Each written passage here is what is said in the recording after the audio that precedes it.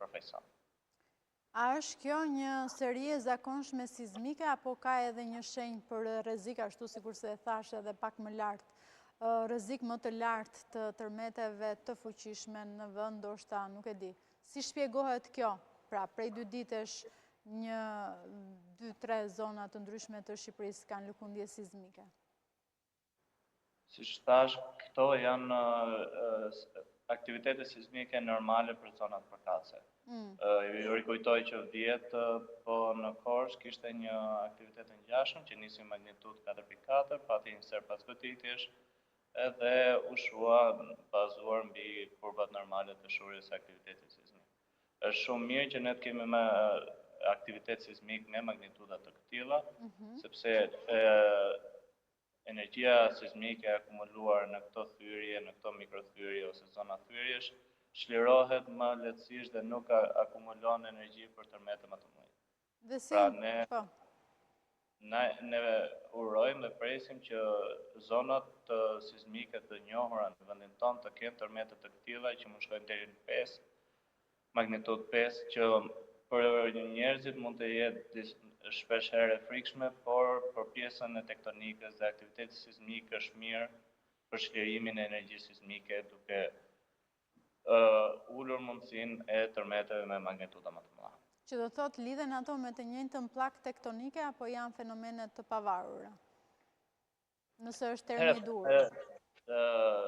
Ideja plakës tektonike është shumë e gjerë. Shqipëria është në një plakë të vetme tektonike, por ka disa thyrje dhe zona mikrothyrjesh, të cilat nuk janë domosdoshmërisht të lidhura me njëra tjetrën, por ndikojnë duke marrë parasysh që sforcimi dhe çlirimi i energjisë në njërin thyrje mund të akumulojë tension dhe energji në një thyrje tjetër, por nuk janë domosdoshmërisht të lidhura që ato të aktivizimi i një thyrje të çojë domosdoshmërisht në aktivizimin e një thyrje tjetër, sepse nuk funksionojnë kështu. Brenda një të thyrje ne presim që ngjarje të ndodhin përgjatë thyrjes ose në anë të saj, por jo nga një thyrje të shkojnë në një thyrje tjetër, nëse nuk arrihet akumulimi i energjisë i cili do çojë në çlirimin e saj me anë të një tërmeti. Që do thot nuk ka një rrezik që këto lëkundje ta çojnë një tërmet edhe më të fuqishëm. Dhe nëse do ndodhen, nuk e di nëse çfarë masash do të sugjeronit juve të ndërmerrnin. Zonat të ndryshme dhe thyrje të ndryshme kanë tipologji sismiciteti të ndryshme. Ka sismicitet i cili përcaktohet nga paragoditje, goditje kryesore dhe pasgoditje. Ka zona të cilat karakterizohen nga sismicitet swarmesh, pra kemi një sër tërmetesh të cilat janë të shpërndara në një zonë thyrjesh ose mikrothyrjesh, dhe ka dhe sismicitet në cilën ne kemi një ngjarje kryesore dhe pastaj kemi një seri pasgoditjesh.